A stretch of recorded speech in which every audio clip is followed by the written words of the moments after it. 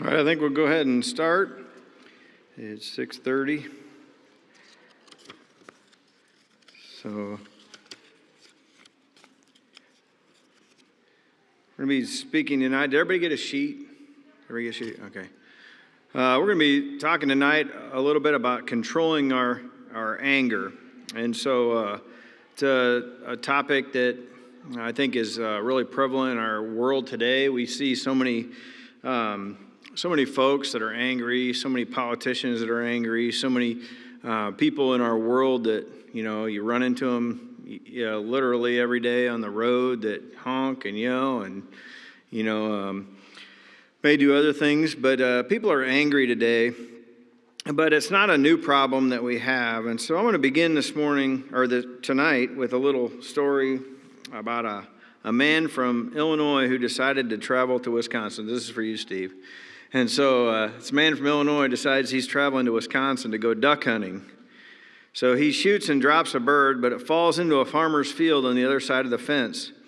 So as the Flatlander climbed over the fence, a dairy farmer from Wisconsin drove up in his tractor and asked what was going on. Well, the hunter said, "I shot a duck and I'm going over to retrieve it." The old farmer replied, "This is my property and you're not coming over here." Well, this made the hunter mad, so he said, "If you don't let me come over the fence, I'll call my Chicago lawyer and I'll sue you." So the farmer smiled and said, "Apparently you don't know how we do things up here. We settle disagreements with the Wisconsin three-kick rule." Have you ever heard of that? The Wisconsin three-kick rule. I'll kick you 3 times, and then you kick me 3 times, and so on, back and forth until someone gives up. Well, the man from Illinois liked this challenge because he thought he could easily take this old farmer. So the Wisconsin Badger climbed down from the tractor and planted the steel toe on his heavy work boot right into the man's shin. And the man falls to his knees. His second kick goes directly to his stomach, knocking the wind out of him. And the farmer then landed his third kick right on the side of the hunter's head.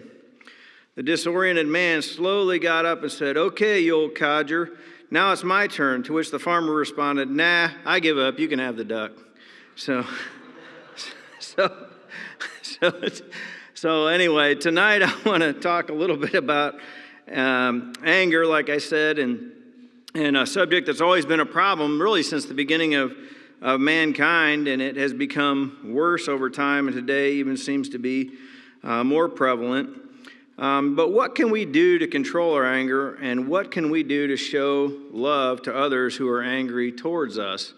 And so, I often think about that when somebody's angry or somebody gets angry. A lot of times if somebody gets really angry at me in a car or something, I just wave, and it's, I think it makes them more angry, actually. But anger, it can be expressed in our thoughts, in our words, in our actions. And so we're going to look at a couple of different kinds of anger tonight.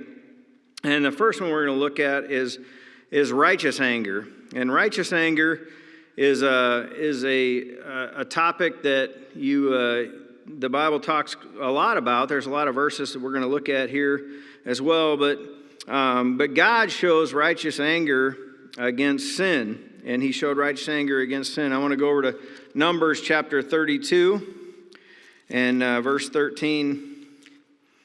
I'll be going to several verses tonight, but Numbers 32, verse 13, and it says there.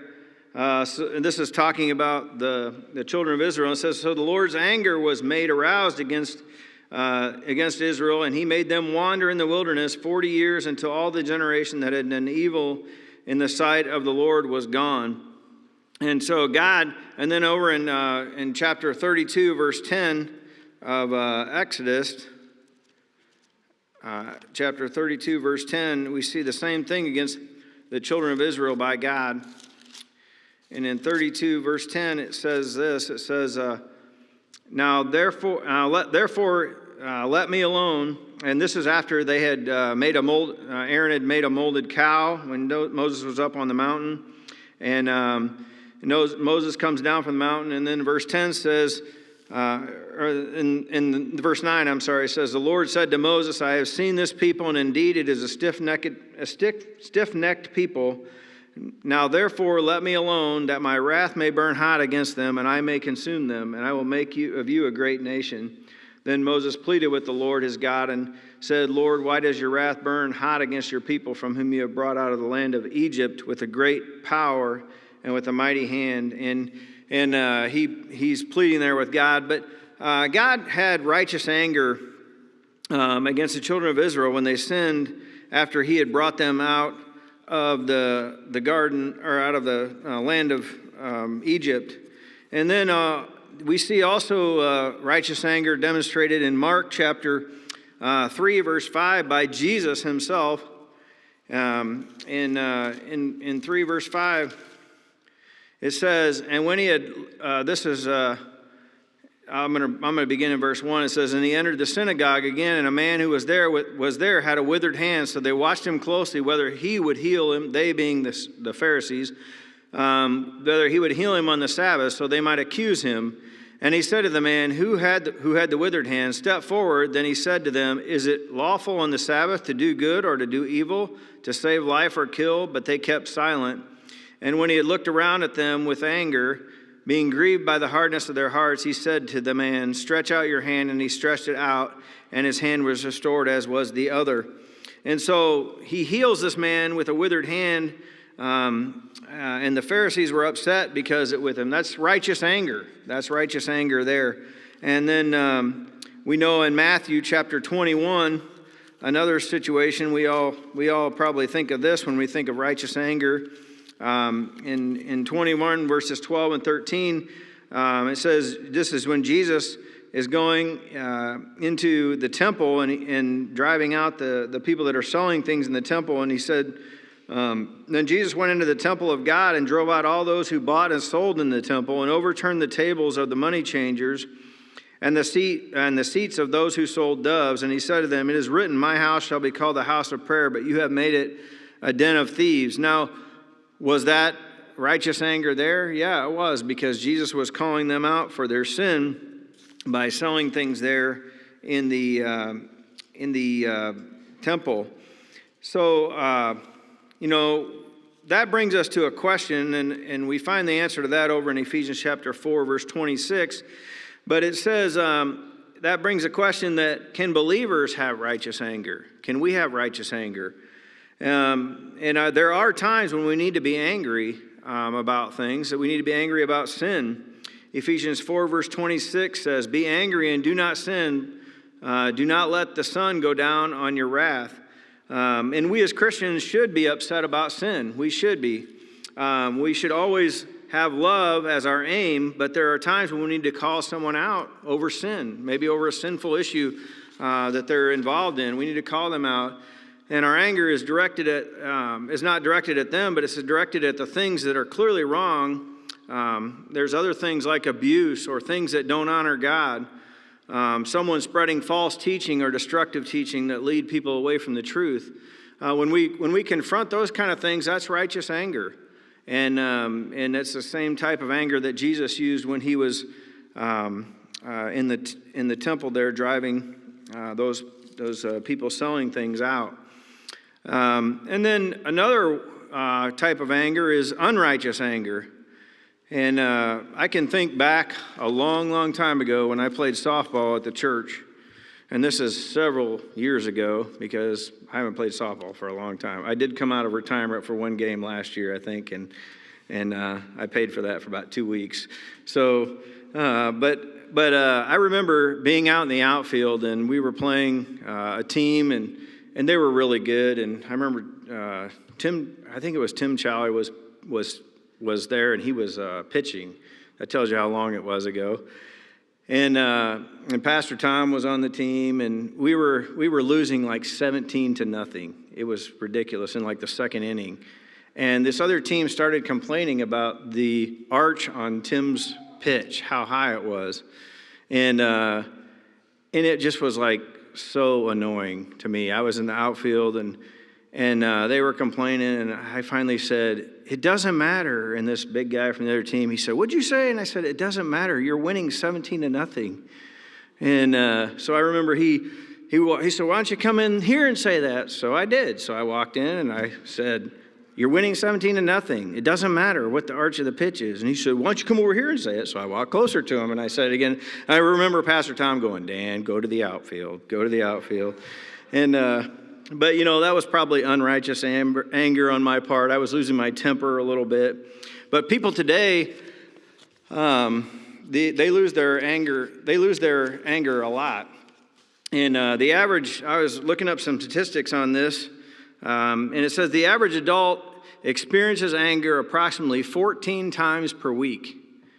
Now, how many of you think that's true? Probably. We probably get angry at something or someone, or probably 14 times a week, and that might be even low. About 30% of adults report trouble controlling their anger. Approximately 64% of young people ages 14 to 21 experience uncontrolled anger. About 9% of U.S. adults have issues with anger that may lead to violence. Studies indicate that 7 to 11% of the general population experience significant anger issues. 23% of the UK employees cite anger as a major cause of workplace stress. Aggressive driving, often linked to anger, is responsible for 66% of traffic fatalities. So for those of you that work in the insurance industry, that's pretty staggering. Around 8% of domestic violence incidents are attributed to anger issues. Men are more likely than women to report concerns regarding their anger. Uncontrolled anger can increase the risk of stroke by 50%. Angry outbursts can nearly quintuple the risk of heart attacks and strokes within 2 hours following the event. An estimated 30% of individuals seek professional help for anger-related problems. Chronic anger is associated with anxiety, depression, and higher risks of heart disease and stroke. More than 40% of individuals with anxiety disorders report experiencing significant anger problems, and over 30% of people suffering from depression have frequent anger outbursts. 20% of teachers seek help managing their anger, indicating awareness of its impact on their professional interactions. 45% of teachers, this is a good one, of teachers have witnessed violence in their classroom, contributing to stress and anger triggers. 32% of teachers worry about their students' anger levels and its effects on the learning environment. 65% of angry outbursts occur over the phone due to lack of visual cues. It just goes on and on here. 26% of angry outbursts happen through written forms like email or text, which can lead to misunderstandings. Only 9% of angry outbursts occur face-to-face, likely due to greater social awareness and direct interactions. And about 64% believe society is becoming angrier, reflecting growing concerns about rising aggression levels. Approximately 45% regularly lose their temper at work, affecting professional relationships and productivity. 80% of drivers report involvement in road rage incidents, with 25% admitting to committing acts of road rage themselves. This list just goes on and on.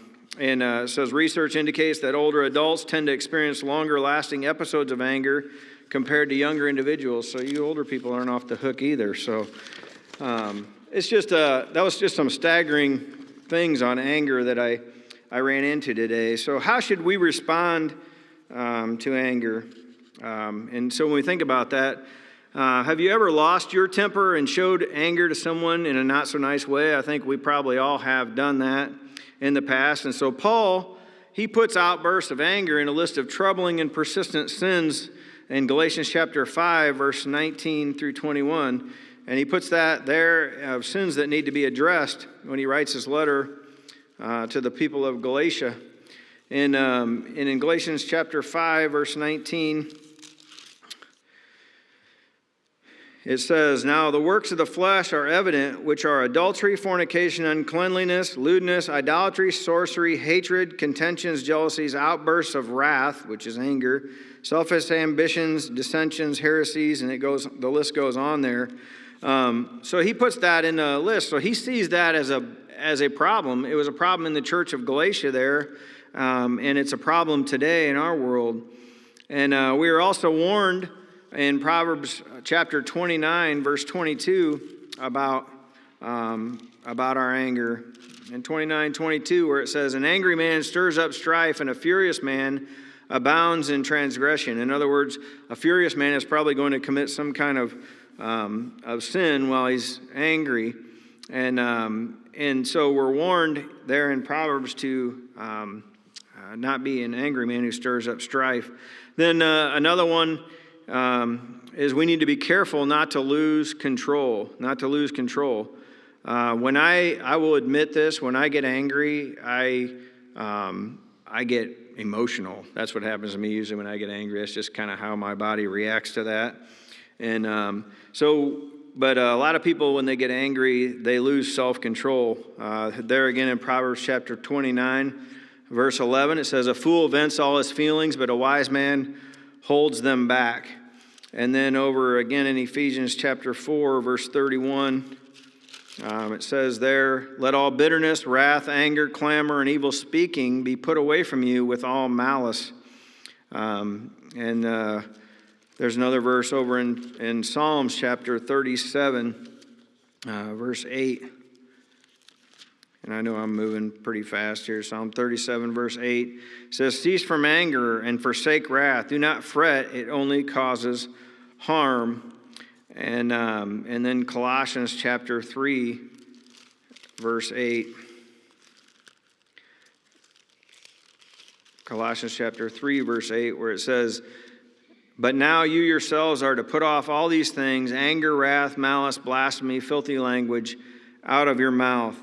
And so, when we get angry, the first thing we need to do is try to calm ourselves down, because that's the first thing that can really become a bigger problem or make the problem bigger, is when we lose self-control and we either lash out at somebody or we do something, as is mentioned in these statistics, like something with our car, or many domestic situations come from this, where people get angry and husbands and wives or parents abuse each other or children in those situations. And so we need to always be sure not to lose self-control, and we need to calm ourselves down.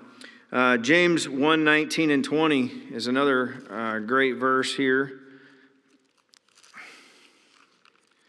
James 1:19 and 20, and it says there, "So then, my beloved brethren, let every man be swift to hear, slow to speak, and slow to wrath, for the wrath of man does not produce the righteousness of God." And so we need to be so careful not to allow Satan to get control of our hearts when we get angry, but we got to pray and ask God to calm us down. Proverbs 14, verse 17 also says, "A quick-tempered man acts foolishly, and a man of wicked intentions is hated." A quick-tempered man acts foolishly. And that's so true, because when we're mad, we usually say or do something that probably isn't pleasing to the Lord at all. And so we need to be careful to calm ourselves down. I've had situations where I've been really angry before, and this is just my own personal way of doing this. I often, if I'm really angry at something, and it happens here at the church where I'm working during the day, you'll find me in here pacing back and forth up and down these aisles, and I'm just praying for God to calm me down. That's just how I work myself. And I sometimes do that same thing when I'm by myself somewhere. I just pray that God will just calm my heart and give me the words. And usually by the time I do that for 10 or 15 minutes, I'm pretty calm, and the situation doesn't seem so large. Another one is we need to be careful not to take our anger out on our family. Ephesians chapter 5, verse 25. Ephesians chapter 5, verse 25, it says, "Husbands, love your wives, just as Christ also loved the church and gave himself for her." And then in 28 and 29 of that same passage, it says, "So husbands ought to love their own wives as their own bodies. He who loves his wife loves himself. For no one ever hated his own flesh, but nourishes and cherishes it, just as the Lord does the church." And so we're to be not lashing out at our wife at all. And then Ephesians chapter 6, verse 4, it says, "And you fathers, do not provoke your children to wrath, but bring them up in the training and admonition of the Lord." I will admit, in my life, my children have made me angry. And if you say that your children don't sometimes make you angry, you're probably not normal, because especially when they're teenagers, they tend to really test your patience and test this verse right here, not provoking them to wrath, because you want to sometimes seal them up in a box somewhere. You're so angry with something that they've done. But we need to be careful not to take our anger out on our family.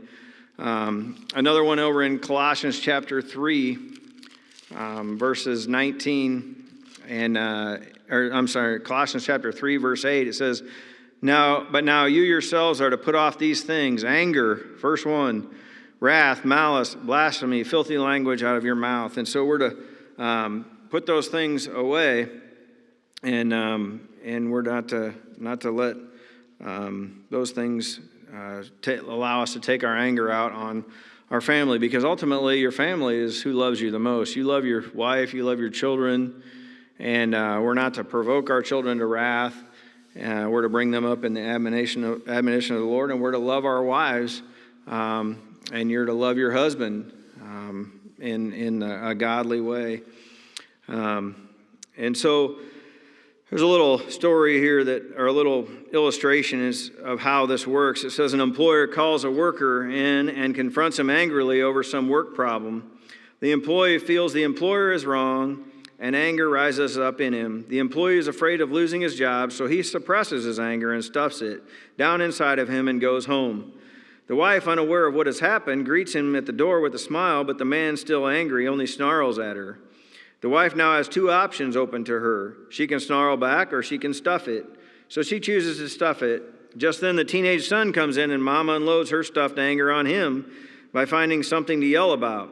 And the son in turn stuffs it until later, when he unloads on his younger brother, who unloads on his little sister, who unloads on her doll that she was playing with by breaking its head off in anger.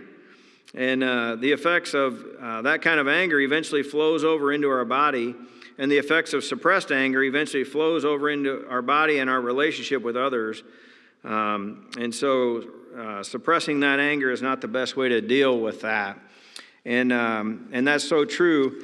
There's a saying here that I'd written down. It says 90% of the friction of daily life is caused by the wrong tone of voice. You ever think about that? My wife will attest to that. We actually had that conversation yesterday when I walked in my house and I said something in the wrong tone of voice, and I shouldn't admit that, should I? But anyway, she said, "Your tone of voice is not very good."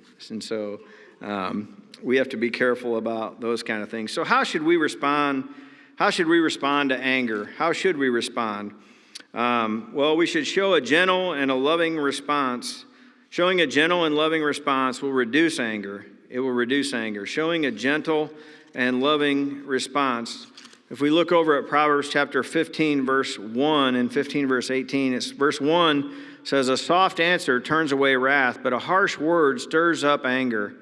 And that is so true. I found if people are screaming at me and I just use a calm voice, pretty soon they calm down, because they know that I'm not going to scream back at them, and they know that I'm not going to respond the way that they're trying to get me riled up. And then Proverbs chapter 15, verse 18 as well, it says, "A wrathful man stirs up strife, but he who is slow to anger allays contention." So he avoids contention. That first thing that we need to do there is to show a gentle and loving response, and that will reduce our anger. Another one is, don't let the sun go down on your anger. Ephesians chapter 4, verse 26 and 27. Ephesians chapter 4, verse 26 and 27. And it says, "Be angry and do not sin. Do not let the sun go down on your wrath, nor give place to the devil." And so I always remember my grandparents telling me that when I was getting married. Don't go to bed angry. Always make sure that you resolve your differences before you go to bed. Another one over in Psalm chapter 4, verse 4. And it says, "Be angry and do not sin. Meditate within your heart on your bed and be still." And so, what I say is resolve your differences quickly. I don't like people to be angry at me. That's just the way I'm wired. I don't like people to be angry at me. And so if I think there's been something that has happened, no matter what, with somebody, I'm usually calling them right away, because even though that's a hard phone call to make, or that's a hard conversation, even face-to-face to have with somebody, the best way to resolve that is immediately. And when you go to somebody and you say, "Hey, I reacted wrongly in that situation. I was wrong the way I lashed out at you in anger, or the words I said, or the way I intended that to come out did not come out, and I'm sorry." And when you do that, 9 times out of 10, that person is also going to say, "Hey, you know what? I accept your apology. I probably had something to do with that same situation." And that situation is then rectified. But it's best to resolve a problem with someone as quickly as possible. And so don't let the sun go down on your anger. Another one is show patience when responding to a situation. Back over in Proverbs chapter 15, Proverbs chapter 15, verse 18, it says, I already read this, but it says, a wrathful man stirs up strife, but he is slow to anger. And then 14, verse 29, in that same chapter, or that same book, it says, "He who is slow to wrath has great understanding, but he who is impulsive exalts folly." And then a couple pages over in 16, verse 32, says, "He who is slow to anger is better than the mighty, and he who rules his spirit than he who takes a city." So we need to rule our spirit. That means we need to stay calm and show patience when responding to a situation. And then in 19, verse 11, as well, it says, "The discretion of a man makes him slow to anger, and his glory is to overlook a transgression." So when you can overlook something that someone's done, maybe to make you angry, that is a big thing. And it helps you to respond with patience to a situation. And then the last one is just basically a common sense one, is don't hang around with people that are angry, because they're going to make you angry, or they're going to make you like them. It's just like we say, bad company corrupts good morals. Hanging out with someone that's angry and is always talking about something that's wrong, or somebody that's always, everything in their life is wrong, and somebody did them wrong. When you hang out with those kind of people over and over and over, you're going to become one of those people, because that's just the type of personality that you're hanging out with. Proverbs chapter 22, verses 24 and 25 says, "The father of the righteous will greatly rejoice, and probably 22. I'm reading 23. Probably 22 verses 24 and 25 says, "Make no friendship with an angry man, and with a furious man do not go, lest you learn his ways and set a snare for your soul." That's pretty cut and dry there. A great principle from the book of Proverbs. Don't make friendship with an angry man, and with a furious man do not go, lest you learn his ways. That's what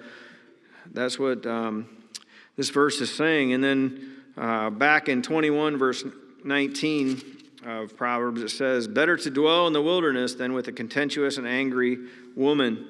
And so as we go looking at these things, as we think about the situation of anger, I just pray that you can apply some of these things to your life. And just like Proverbs 25, verse 28 says, "Whoever has no rule over his own spirit is like a city broken down and without walls." And so I pray that as a Christian and as a believer that you can learn to apply these principles and apply these to your heart. And when you're in an angry situation, or you're around those, you'll know how to react to those things. So let's pray, and then we will go on to our prayer time. Lord, I thank you for tonight. I thank you, Lord, for this passage of Scripture. And Lord, as we just go through our night tonight, and we have some time of prayer here, I pray that you will be with each individual. And Lord, we just thank you so much for your word and the principles